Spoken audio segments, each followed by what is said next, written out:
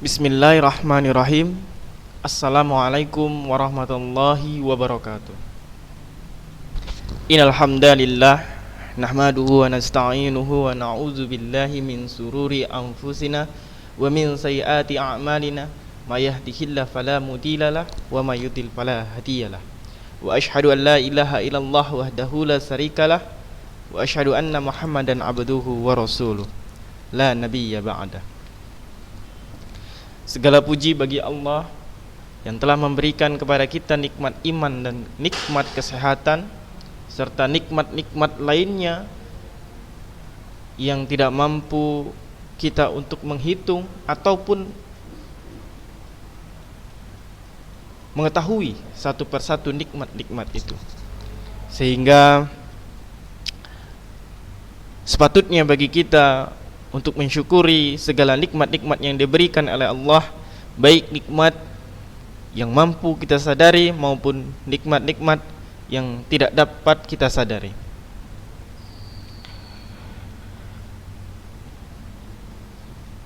Rasa syukur itu tentunya tidak hanya melalui ucapan saja, tetapi terdapat praktiknya, yakni dengan meningkatkan keimanan dan ketakwaan kepada Allah Subhanahu wa taala, yakni menjalankan segala perintahnya dan menjauhi segala larangannya.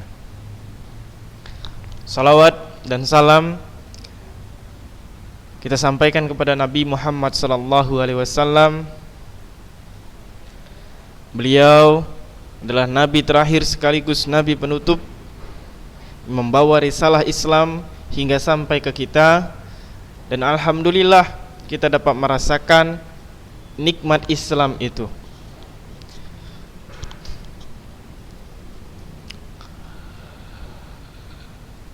Baik, pembelajaran kita hari ini melanjutkan pembelajaran sebelumnya tentang subbab kedua, yakni menyimpulkan teks prosedur. Pada pembahasan teks prosedur, di bagian awal kita telah mengenal teks prosedur itu seperti apa. Kemudian kita telah menyimpulkan isi dari teks prosedur dan membedakan jenis-jenis dari teks prosedur. Taib, seharusnya di bab sebelumnya kita mempelajari bagaimana cara memperagakan teks prosedur. Akan tetapi karena pembelajaran kita dilakukan secara daring, sehingga hal-hal yang berkenaan dengan praktik tentunya masih banyak kendala, ada yang dapat dilakukan dan ada yang tidak dapat dilakukan. Akan tetapi diharapkan pembelajaran yang seperti ini tetap tidak mengurangi manfaatnya sedikit pun. Taib, sebelumnya kita telah mempelajari tentang struktur teks prosedur, ya. Struktur teks prosedur. Apa itu struktur teks prosedur? Struktur teks prosedur ada tujuan, ada bahan dan alat atau alat dan bahan, ada langkah-langkah atau tahapan-tahapan, dan ada juga penutup. Tapi kemarin kita tidak sempat untuk menganalisisnya, masih mengenal struktur dari teks prosedur tersebut. Nah, hari ini kita akan menganalisis atau menelaah struktur dari teks prosedur dan juga menelaah atau menganalisis dari kebahasaan teks prosedur. Nah, taib, kita lihat ya, ada teks prosedur cara membuat bubur Manado. Nah, proses dalam membuat bubur Manado ini Tentunya di dalamnya apabila mengharapkan sebuah prosedur yang baik dan benar, maka harus tercapai struktur-strukturnya.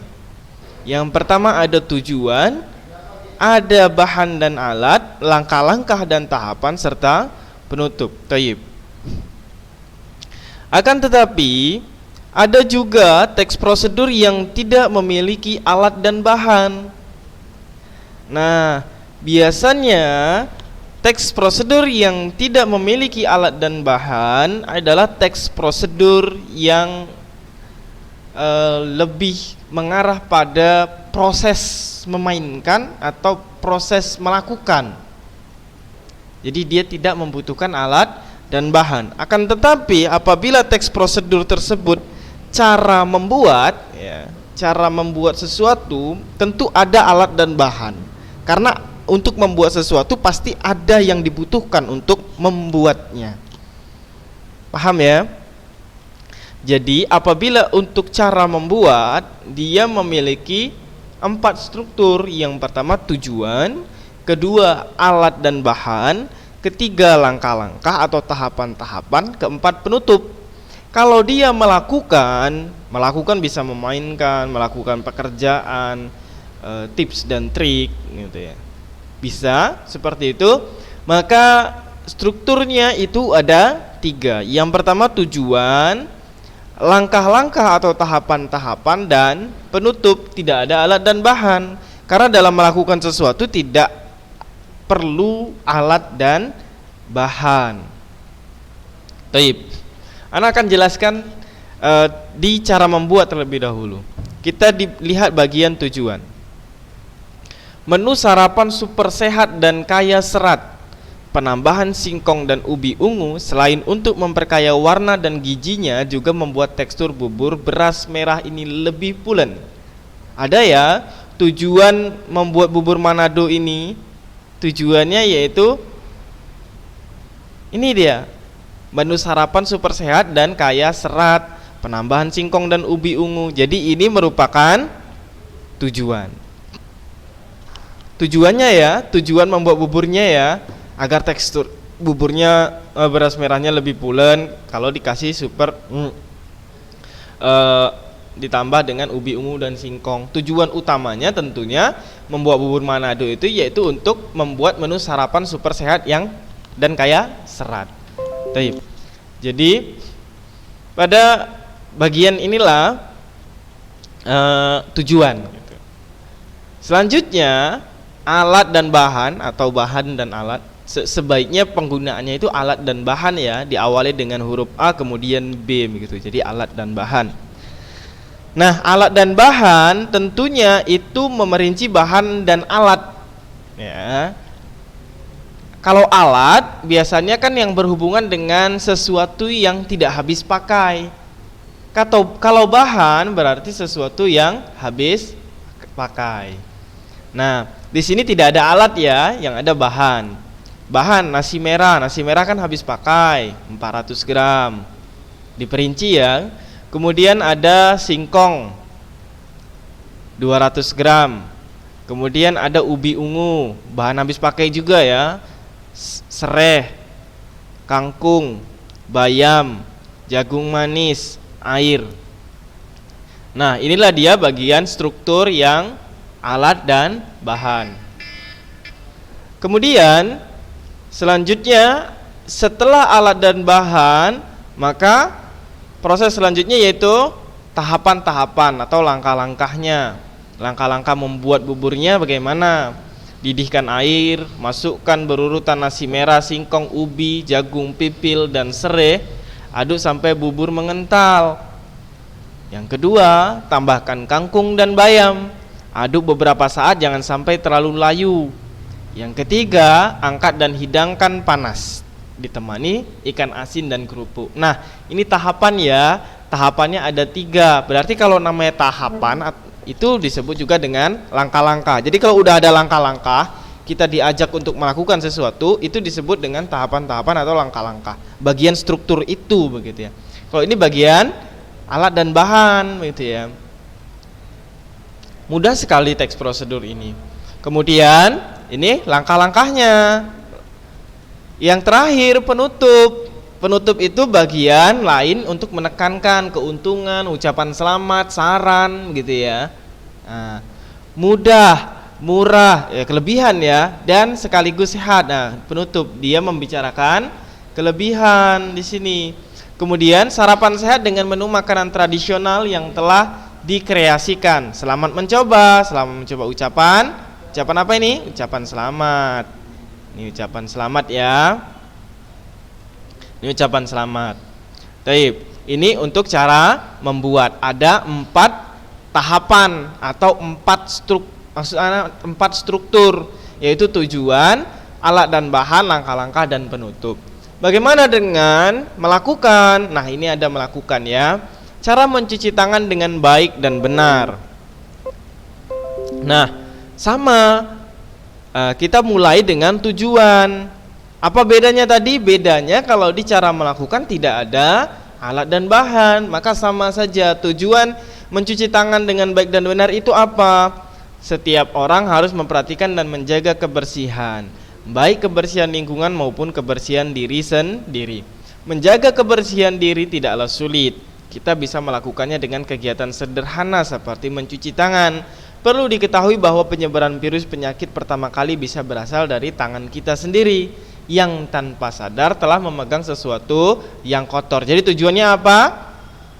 Menjaga kebersihan, kemudian agar terhindar dari virus, bakteri, begitu ya. Tujuan kita mencuci tangan dengan baik dan benar. Nah, inilah dia tujuan teks prosedur dibuatnya teks prosedur cara mencuci tangan dengan baik dan benar ini.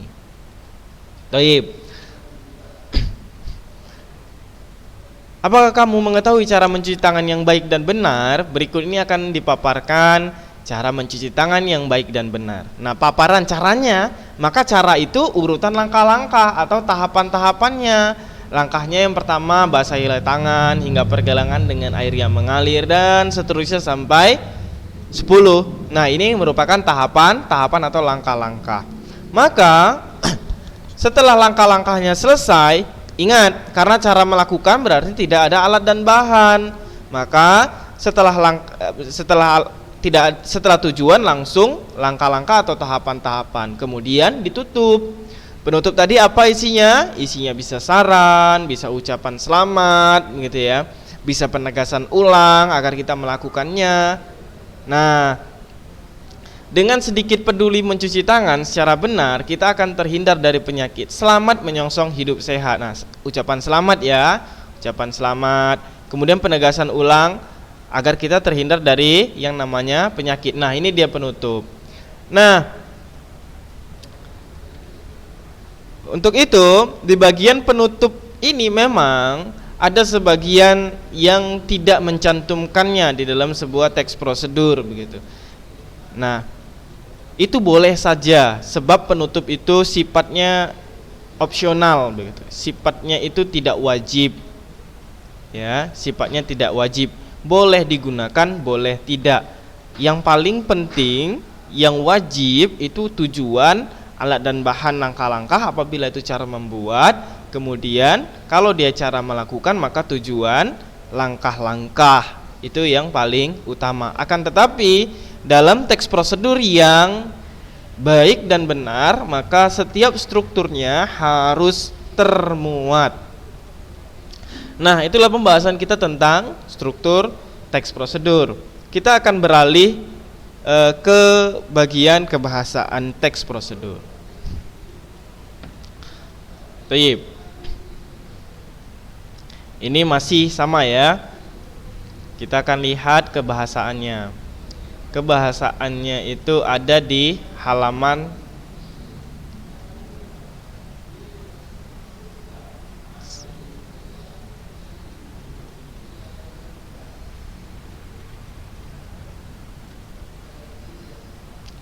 di halaman 107. Di halaman 107 ada kebahasaannya. Kalau ini masih telaah struktur ya, masih sama. Maka menelaah penggunaan bahasa dalam teks prosedur. Nah, Untuk penggunaan bahasa di dalam teks prosedur yang termuat di dalam buku ini memang belumlah kompleks ya, tidak semuanya ada. Apabila Ananda ingin menambah wawasannya, bisa menambahnya di internet untuk lebih banyak penggunaan bahasa di dalam teks prosedurnya begitu. Nah, untuk penggunaan teks prosedur, penggunaan bahasanya itu yang ada di buku ini terdapat 6 bagian, 7 bagian ya. 7, ada 7 unsur kebahasaan di dalam teks prosedur ini. Baik. Nah, untuk kebahasaan kebahasaan bisa jadi sama dengan unsur-unsur kebahasaan yang sebelumnya telah kita pelajari, seperti halnya kalimat pasif begitu ya. Kemudian kalimat perintah, selanjutnya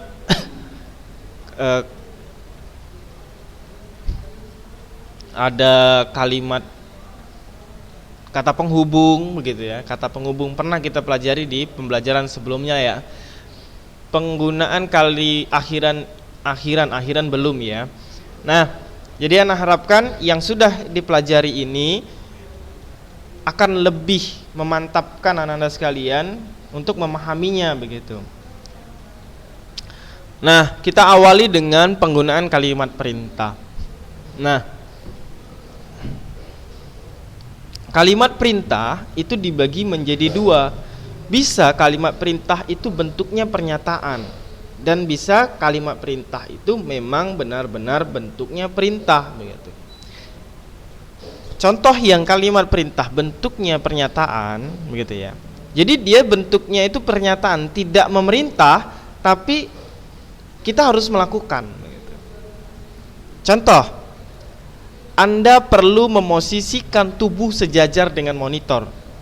Kita tidak disuruh untuk memosisikan tubuh sejajar dengan monitor begitu ya. Tetapi kalimat ini sebenarnya bentuk tersirat agar kita memosisikan tubuh kita sejajar dengan monitor. Nah, kalau perintah kan posisikan tubuh Anda sejajar dengan monitor. Itu kalau perintah. Nah, kalau pernyataan bentuknya begini. Anda perlu memosisikan tubuh sejajar dengan monitor. Mengapa tidak dibuat perintah saja? Nah, dalam proses kalimat perintah memang dibagi menjadi 2 seperti ini. Yang kalimat pernyataan itu bentuknya agar si penulis atau pembuat prosedur seolah-olah tidak menggurui si pelaku yang membaca teks prosedur tersebut. Ya. Jadi seolah-olah tidak menggurui. Ya, sebenarnya seperti itu. Nah, kalimat perintahnya seperti apa yang ada di sini? Posisikan tubuh sejajar dengan monitor. Sebenarnya prosesnya itu sama saja begitu. Prosesnya kita diminta untuk memosisikan tubuh sejajar dengan monitor. Nah, di dalam teks prosedur, manakah penggunaan kalimat perintah yang tepat? Tentu yang ada di bagian ini, ya. Yang ini yang tepatnya. Posisikan tubuh sejajar dengan monitor. Atau bisa ditambahkan dengan posisikan tubuh Anda sejajar dengan monitor. Mengapa tidak menggunakan kalimat pernyataan? Ya, ini biasanya pernyataan ini tidak digunakan. Kalimat yang bentuknya seperti ini tidak digunakan dalam teks prosedur. Ya. Baik. Kalimat perintah yang lain, contohnya ambil satu ruas jahe misal. Itu kalau misalnya cara membuat begitu. Kalau cara membuat begitu. Itu misalnya. Contoh yang lain yang berkenaan dengan memerintah. Pasti Anda semua tahu bagaimana cara memerintah. Bayangkan saja antum memerintah orang, ambil buku saya, pergilah ke perpustakaan gitu. Tolong ambilkan baju saya. Nah, itu merupakan kalimat perintah. Taib. Itu adalah kalimat perintah. Yang kedua adalah penggunaan bentuk pasif untuk proses ya, untuk proses. Nah, untuk proses biasanya digunakan bentuk kalimat pasif. Kita sudah pelajari sebelumnya bahwasanya kalimat itu ada kalimat aktif dan ada kalimat pasif. Nah, kalimat aktif itu kalimat yang terpenuhi subjek, predikat, dan objek. Kemudian kalimat pasif adalah kalimat yang dipasifkan, objek itu menjadi subjek dan subjek menjadi objek. Dibalik begitu, secara sederhananya seperti itu, dibalik.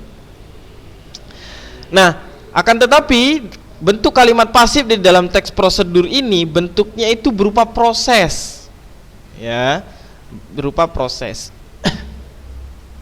Kita lihat contohnya. Anda sebaiknya menekan tombol keyboard dengan lembut. Anda sebaiknya menekan tombol keyboard. Ya. Kata menekan, nih kita lihat kata menekan. Kata menekan ini merupakan aktif. Bagaimana bentuk pasifnya? Bentuk pasif dia biasanya diubah kata me menjadi di atau ter begitu ya. Tapi kalau ter itu jarang sekali ya. Jarang sekali penggunaannya dalam penggunaan bahasa sehari-hari atau penggunaan bahasa dalam teks prosedur ter itu jarang. Jadi biasanya digunakan di. Jadi menekan berubah jadi ditekan begitu. Ya, menekan berubah jadi ditekan. Anda sebaiknya menekan tombol keyboard dengan lembut. Tombol keyboard sebaiknya ditekan dengan lembut. Ya, dibalik ya, tombol keyboard ditaruh di depan ya. Baik. Menekan diubah jadi ditekan. Jadi yang menjadi bentuk pasifnya itu prosesnya, bukan subjeknya tadi menjadi dibalik dengan objek begitu, tetapi prosesnya saja yang dipasifkan. Menekan jadi ditekan, kalau memakai jadi dipakai, mencuci jadi dicuci begitu ya. Itu kalau proses aktif menjadi proses pasif gitu. Nah, itu adalah penggunaan bentuk kalimat pasif atau yang digunakan untuk proses. Baik. Selanjutnya penggunaan kriteria atau batasan. Kita lihat penggunaan kriteria atau batasan ini. Nah, teks prosedur dibuat agar orang bisa melakukan seperti apa yang ditulis begitu. Yang ditulis itu orang ketika membacanya bisa melakukannya begitu.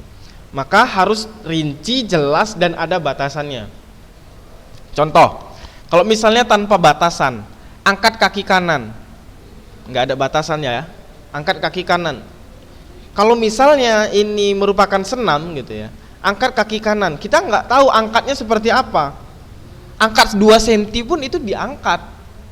Nah, kalau untuk senam tidak bisa angkat 2 cm kan gitu. Makanya ada batasannya. Ya, ada batasannya. Batasannya seperti apa? Misalnya yang dengan batasan angkat kaki kanan setinggi lutut. Ada batasan ya. Kita tahu setinggi apa kita mengangkat kaki tersebut. Kemudian dengan batasan yang lainnya, langkahkan kaki kanan 2 kali dan pada hitungan 4 bertepuk tangan misalnya gitu. Jadi langkahnya itu jelas dan rinci. Jadi seperti itu ya. Ada batasan. Yang dimaksud batasan seperti itu. Agar rinci. Kemudian contoh yang lainnya, goreng hingga kecoklatan. Ya, goreng hingga kecoklatan. Ini juga merupakan penggunaan kriteria atau batasan. Misalnya goreng ikan. Goreng ikan tersebut, ya kita tidak tahu gorengnya sampai seberapa, gosong kah atau setengah matang. Misal goreng telur, telurnya tadi digoreng setengah matang atau sampai agak gosong pinggirnya sehingga terasa renyah dan crispy bagian pinggirnya, kita tidak tahu. Makanya harus dibatasi. Goreng setengah matang telurnya gitu. Goreng hingga matang, goreng hingga crispy bagian pinggirnya. Jadi harus ada batasan. Itu yang dimaksud dengan penggunaan batasan kriteria di dalam teks prosedur. Baik, kita lanjutkan. Ini ada kalimat perintah mengandung makna memerintah dan meminta seorang untuk melakukan sesuatu. Jadi ciri-ciri kalimat perintah ya. Tadi kita sudah bahas tentang kalimat perintah. Nah, dia punya ciri-ciri. Intonasi pada bagian tengah kalimat naik atau meninggi gitu. Ambil baju itu, jadikan agak meninggi intonasinya. Kemudian diakhiri dengan tanda baca seru. Ingat, kalimat perintah harus ada tanda serunya, bukan tanda titik ya. Nah, kemudian kalimat perintah menggunakan pola inversi.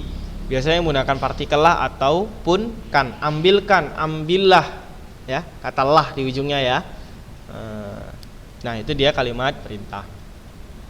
Taib. Yang selanjutnya ada penggunaan kata keterangan cara, keterangan alat, dan keterangan tujuan pada teks prosedur.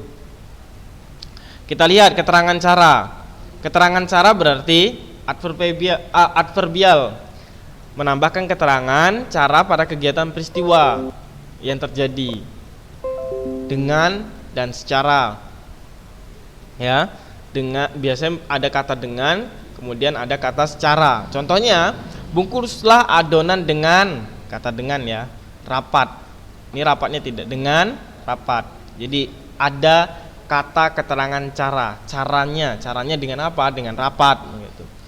Talikan rafia dengan, caranya dengan apa? Dengan cara menyilang gitu. Ini keterangan cara ya. Penggunaannya ada kata dengan. Nanti kita dapati itu di teks prosedur gitu. Kemudian minum cairan tanpa diaduk. Nah, tanpa juga ya. Kemudian secara, bunyikan secara serentak. Kata secara. Buat isi kue dengan cara mencampur potongan buah dengan juga ya, dengan selai. Ini dengan cara, kata dengan. Dengan berarti sifatnya itu adalah kata keterangan cara.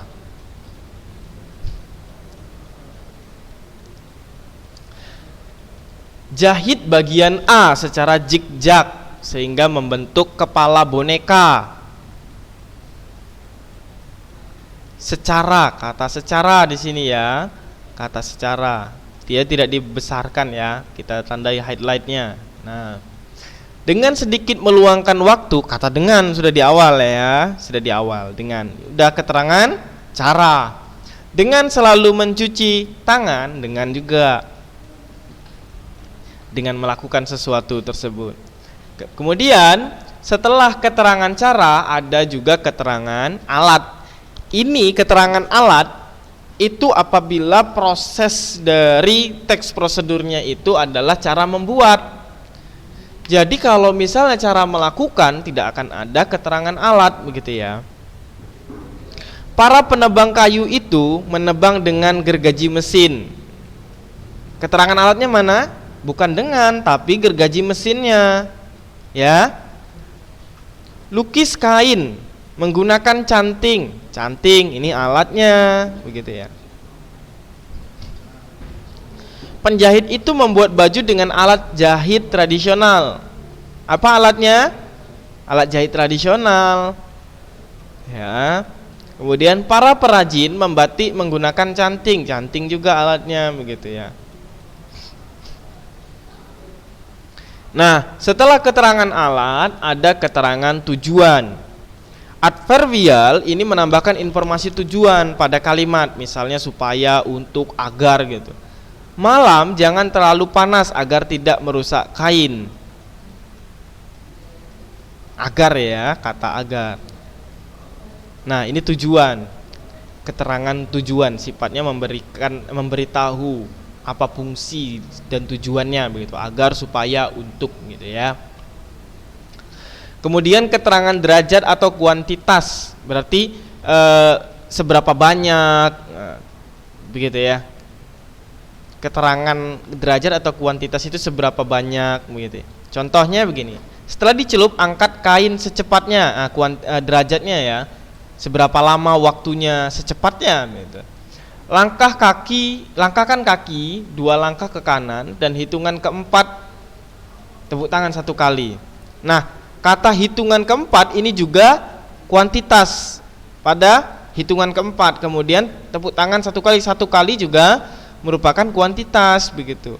Berapa banyak lah begitu. Jadi kalau keterangan derajat atau kuantitas itu berapa banyaknya. Kemudian setidaknya tanaman dipupuk sebulan sekali. Seberapa lama? Sebulan sekali. Ulangi gerakan selama 3 kali. Berapa lama? 3 kali begitu. Seharusnya tidak selama ya, sebanyak 3 kali seharusnya. Taib. Kemudian ada keterangan syarat. Taib. Karena waktu sudah melebihi sudah 30 menit, maka pembelajaran kita akhiri hari ini. Untuk materi berikutnya, keterangan syarat, keterangan akibat, kalimat saran dan larangan, akan kita lanjutkan minggu depan, sekaligus cara menulis teks, prosedur yang baik dan benar. Nah, untuk itu apabila ananda sekalian ada yang ditanyakan, boleh ditanyakan kepada ana melalui jaringan WhatsApp. Kemudian pembelajaran kita hari ini kita akhiri dengan lafaz hamdalah, alhamdulillahirabbil alamin. Assalamualaikum warahmatullahi wabarakatuh.